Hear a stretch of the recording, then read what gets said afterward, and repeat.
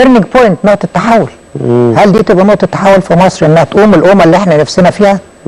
انا عندي الاحساس دايما، انا متفائل كده ان هي دي الامه، لانه لابد ان كل واحد يسال سؤال: هل لديه تصور لمستقبل مصر ولمستقبله ولمستقبلها، ولا ما عندوش؟ نعم. اللي واضح انه ما حدش عنده مستقبل، النظره المستقبليه اللي موجوده. ده اللي عندك دلوقتي يا دكتور معتز ما اسميه غريزه حب الوطن. غريزه حب الوطن، ده اللي بيحكم كتير من سلوكنا في الفتره دي. بالظبط، حب الوطن، يعني الغرائز كتيره تعرفها طبعا، لكن دي غريزه موجوده فعلا. علماء النفس كلها قالوا، وانا دارس اصلا علم نفس، موجوده بشكل غير طبيعي. غريزه الانتماء لجماعه، لبلد، لوطن، لقاره، لا برضه شوف، زي ما بنقول ايه، انت راجل بتخش في الدين كتير. غريزه اللي هي غريزه الفطره. فطره يعني ما اعرفش التعبير ده ينفع ولا لا. لا ينفع طبعا. فطره حب الوطن غصب عنك.